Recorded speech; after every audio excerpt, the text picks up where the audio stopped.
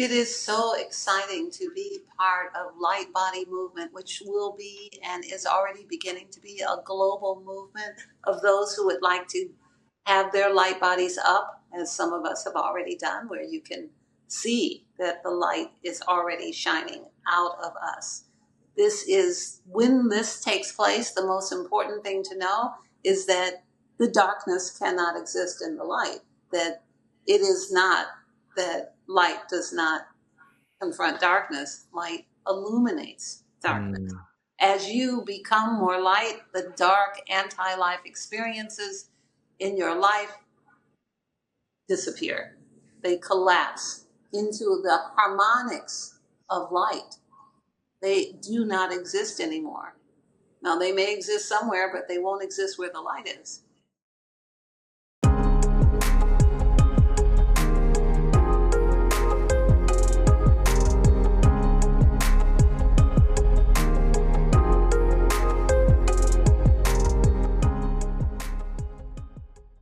What if I told you that your body is giving off light right now? But when you die, could that light disappear?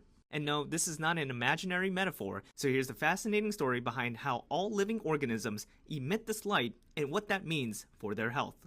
In a recent study, scientists used an ultra-sensitive camera to capture the light particles coming out of mice and plants. And this is called ultra-weak photon emissions, which is a faint, subtle glow coming off of every living organism. So in the study, the mice emitted a steady glow. But after death, with no change to body temperature, the glow started to fade away.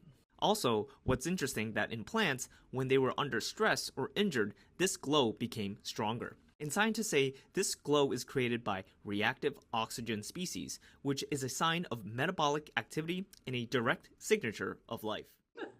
Welcome to Call for the Truth. We're so happy to see you today. I am LaOta of the Sun, and this is Tarvars of the Sun, and we are happy to have you here with us, and we will be talking about light. In fact, light in action. So Tarvars, will you bring us into the Call for Truth? Well, certainly, and we encourage you all who are tuned in to this transmission to join us in the Call for the Truth. Shall we call forth the frequency of truth to come forward? Shall we call to see the truth in all that we see? Shall we call to hear the truth in all that we hear? Shall we call to speak the truth, calling forth the courage to speak the truth? Shall we call forth nothing less than the truth to come forward into our experience? Feel yourself harmonized with that truth, and we encourage you, if you are looking to continue to stay within the frequency of truth with us, hit that like, subscribe, that bell notification. Also, just a heads up, we are live streaming every Thursday at 12 noon Eastern, and we also have a live stream on Saturday at 7 p.m. Eastern for you all who want some evening entertainment. So we are here, LaOta, Light in Action. We're in the midst of our light body movement, shining, radiating, and our allies have shared with us to become light in action, in this process. And what I have been seeing within our cultivation, even prior to making this modality public, it's not like the light body is just exclusive of the sun, but the way in which we engage with anchoring in this understanding and embodying it, it has been in such a practical way, not so airy-fairy, love and light, but we see that there's some things you can do with light and how light can be infused.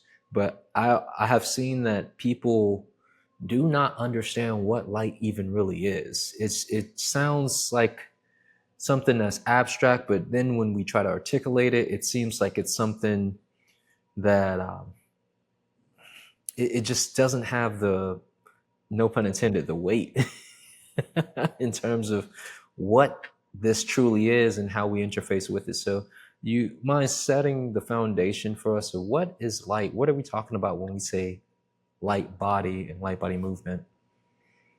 I think we should think back about what we already know. So in human history, there was a time when there was no fire, and then there was a time when there was fire. Fire is a representation of light, heat, and then We moved in from, and it's still fire, like the fire at the campfire, but people would, tell stories around the campfire. People kept, the wild animals off of them by having the campfire. But then there was the time when they had light inside their dwellings with candles. And then there was electricity, which is a distortion of light, another way of light. The wavelength of the electrical light that we have in our houses is not the purity of the light from fire or from the sun. In fact, it's a great detriment to us. But this idea of light comes to us in many different ways. The dawning, the dawn comes up, the night runs away, and the dawn comes forward, and it is the sun, and the sun brings forth the information. Father, Son is the information that hits Mother Earth and then births all life into being along with water. So there's this idea that light or sun brings forth coherency, and coherency breeds forth life. So whether it's a life that's kept alive in the dark of night with fire, or it's light that is an inspiration in a dark room with a candle, or whether it is the distortion of man-made synthetic light, which is electricity, it is all light, and it all brings forth coherency. And the idea that we are talking about in Light Body is that we have the truth and the understanding that humans are light biophotonic beings with a solar plexus, and that our outer experience reflects our inner reality, that we are light beings, and that we, as we uptake more light, bring those levels of coherency into our experience.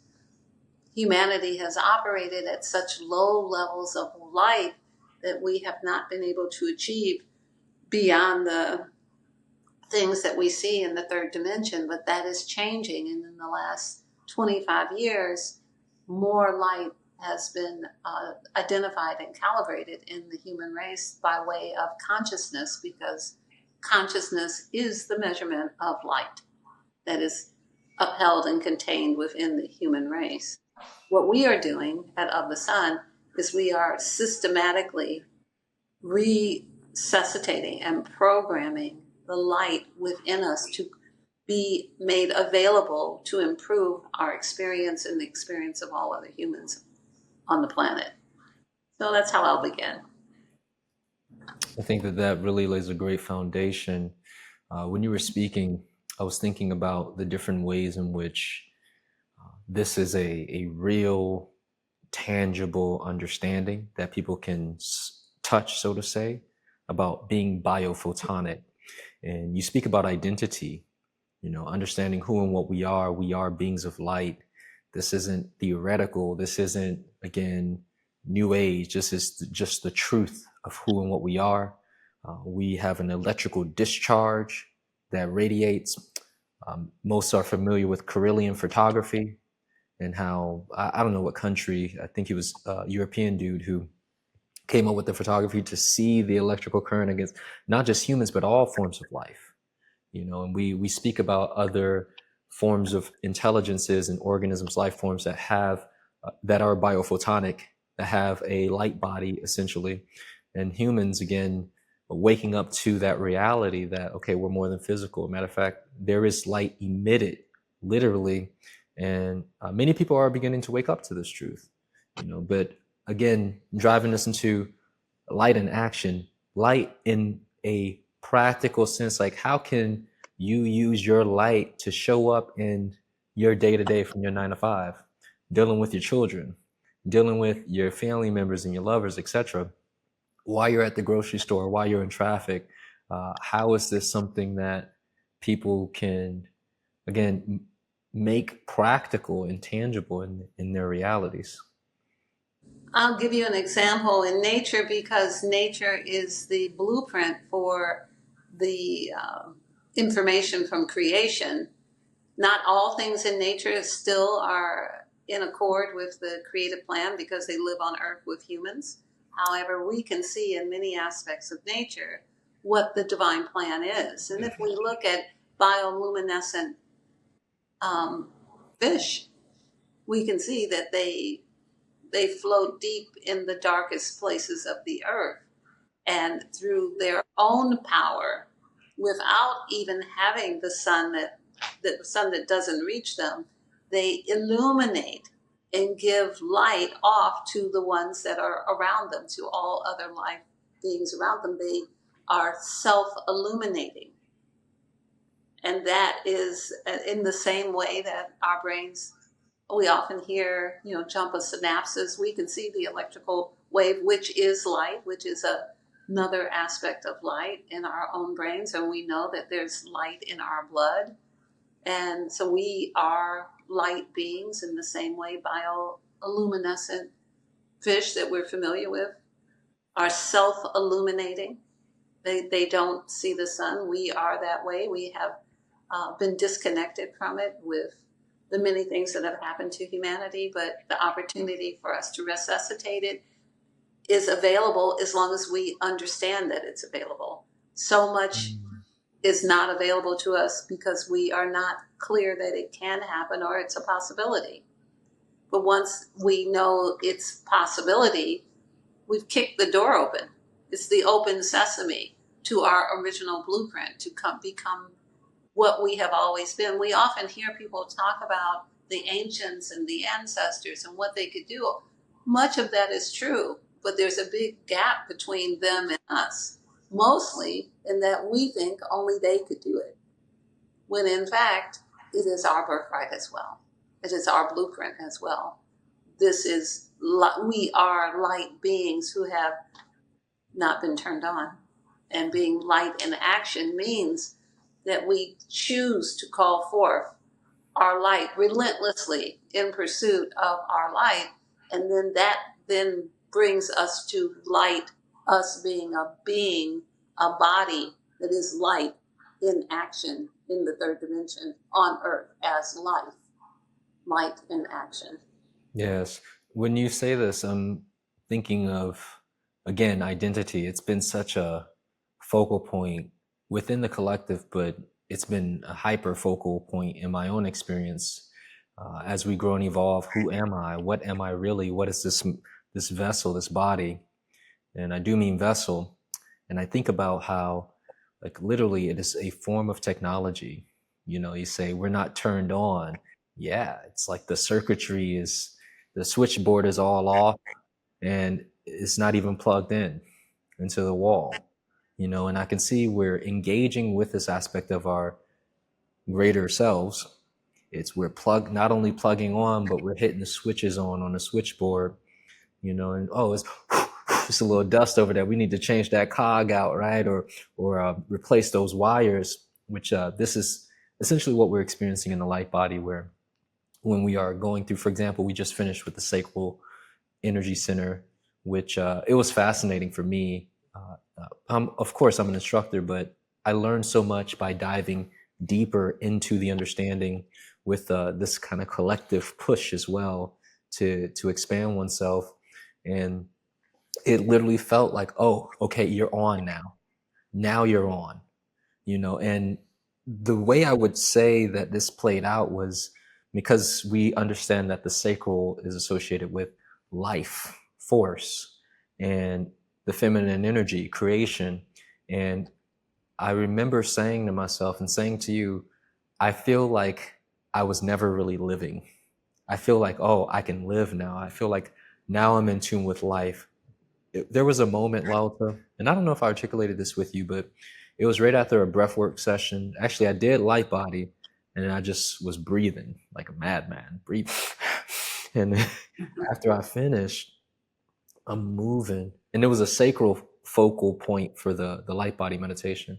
I'm moving, and I felt the binary. I felt the in and the out. I felt the ebb and flow of life with each step and movement in the breath. I was like, oh my gosh, there is this rhythmic flow of life that's happening. And I could feel as though like life had really came into me now, or like I was part of the water element. I'm in the flow. But I can see I had to turn the freaking switchboard all the way, plug in. I had to rewire some things. Had to jumpstart, had to jumpstart that thing, which looked like a lot of release. It's like a lot of things kicked up. If you're a conscious investor looking to make a difference, you need to hear about Aluka Gold. Because doing good and doing well isn't just a dream, it's our promise. Let's face it, everyone wants their money to work harder. But what if your gold investment could do double duty? Aluka Gold is more than just precious metal. We're committed to ethical sourcing and total transparency so you know exactly where your gold comes from, and who it helps. Every ounce you invest helps support real miners and their communities with humanitarian projects and fair wages. That's not just good business, it's good for the world. You get solid, physical gold, plus the pride of knowing your investment brings hope and opportunity to families who need it most. So why settle for ordinary returns when you can spark extraordinary change? Invest with purpose. Invest with Aluka Gold. Do good, do well, and let your gold investment shine brighter than ever. So you have any comments to this experience, to these understandings? Yes, I am a womb man. You are a man who also has the sacral space in which to grow, cultivate, and birth ideas. This is not understood in our world. Yeah. Yes, I am womb man. I am born with womb. You are born with the space in which you can call in through the breath and through your understandings and your clarity, the power that can build into something that you can then release into the world in the same way that over the 9 months a woman can cultivate the seed and then produce a baby. The same exists for you. Men have not really been taught to understand the power that they hold that is similar. The bodies are very similar. The mechanisms are very similar.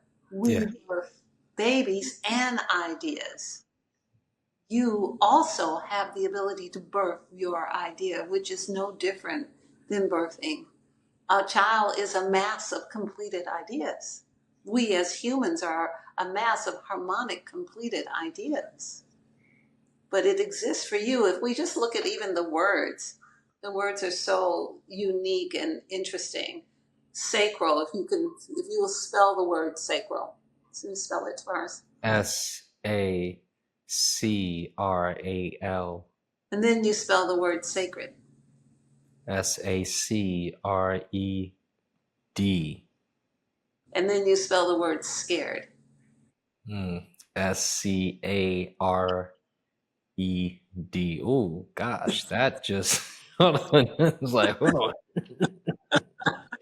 So when we I got some thoughts. Please continue, but when we are harmonized, we are in our sacral, masculine, divine masculine, and womb man.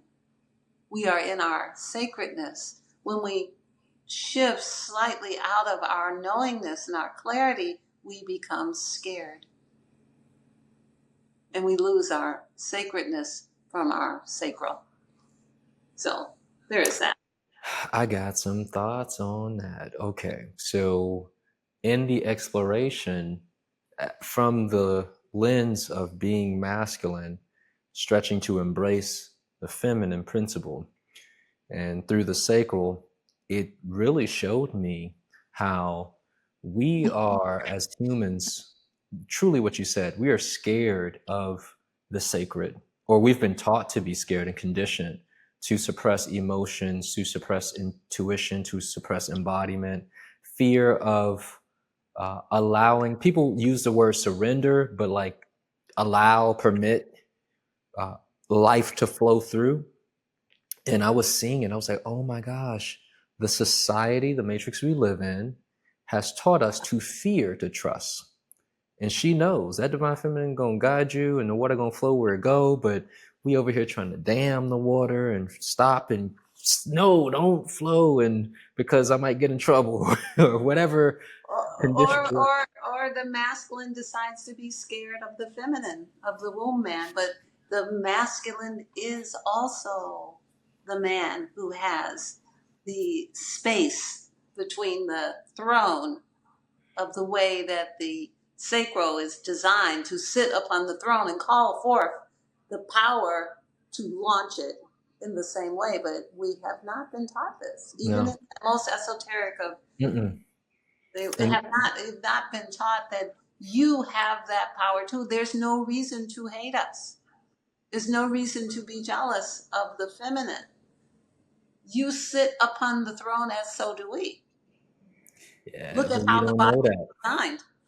Yeah, but we don't know that. We done been tricked and duped, and what you're saying is literally what I was seeing, and it's fascinating because the energy centers are what I have come to understand. It's a whole dimension of information, and the akasha, right? The akasha exists within us, and I could see I could see events play out and understandings and symbolism that translated into these understandings.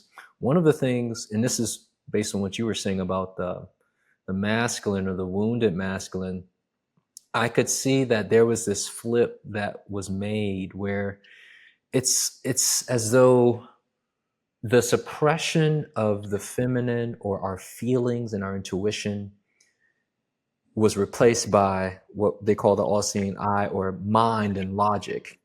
And the pyramid, and I told you about this. I'm like, it's like they then booted the feminine off the pyramid, where it's just the masculine eye, not where there's both polarities up here, but it's that just masculine lens, and everything is seen through that. And I could see how even through spirituality, it's a false sense of ascension because it's still seen through the lens of the masculine in detriment, without the balance of the feminine. So I could see, I tell you all the time, like, man, it's like everything's been hijacked and distorted. Even when you think you found truth, it's fragmented, or it's lacking the wholeness in which universal laws and principles were established. It's kind of amusing that those who live on earth who would hijack the power that was divinely given to woman and to man would think that if they remove a symbol from a pyramid, that universal law would change, that we would become less. It is true that we know less about ourselves, but who we are is who we are. Our blueprint is our blueprint. It was divinely given. It cannot be erased.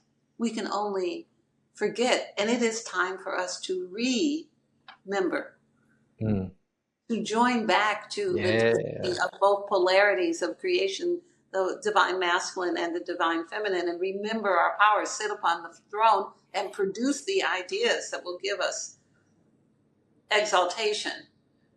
It is not, suffering is not our destiny, although it must have been our past and our ancestors' past. It is not the future unless you choose it or choose to ignore this.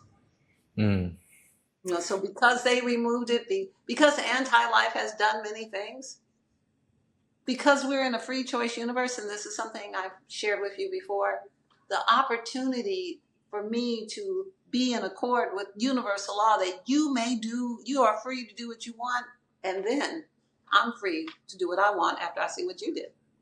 So there's that. Indeed. So we get into the tail end of this. Our pre-recordings are only about 20 minutes, but I feel like this was robust.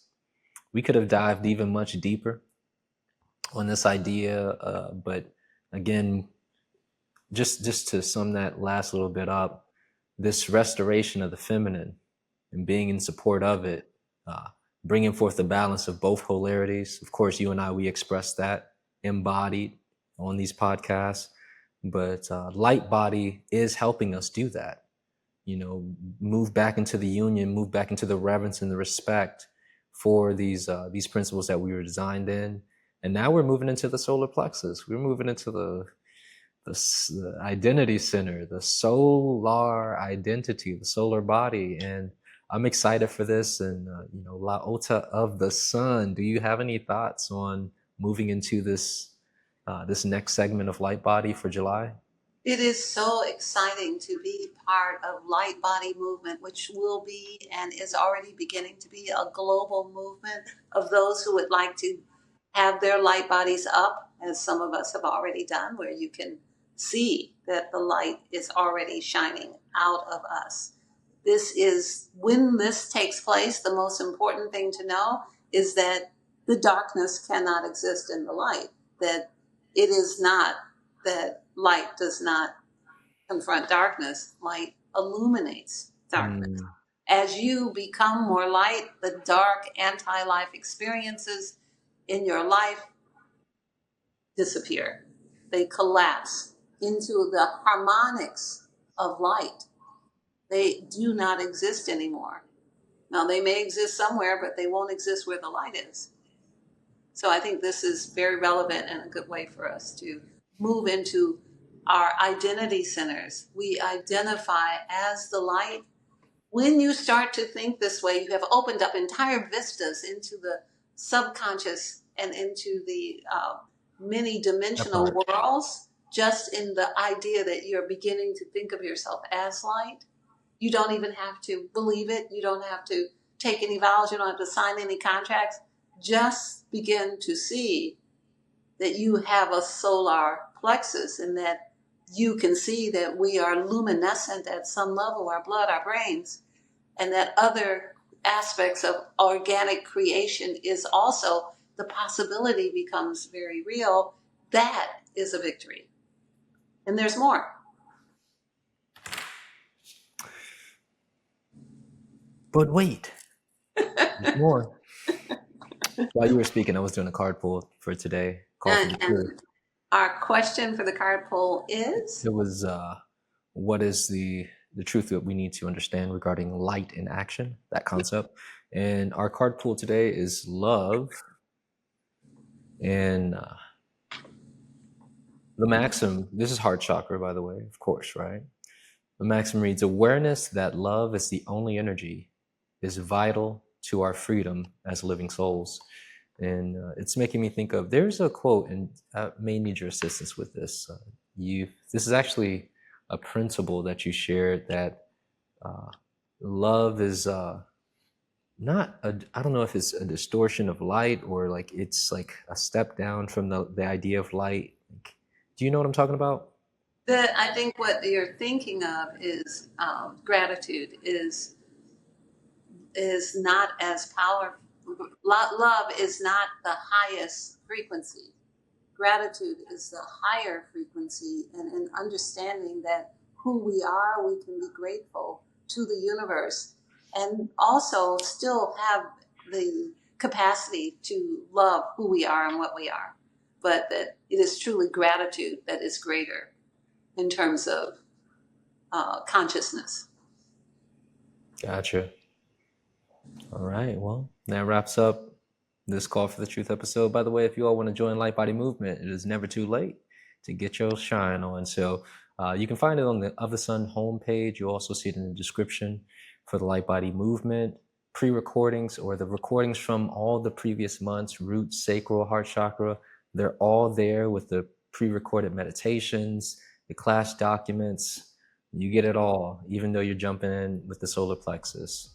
So again, we thank you for joining us. We thank you. We hope that we will see you again. We give you the greetings of Inlakesh, oneness, and veritas, the truth, with honor, respect, and gratitude. Thank you.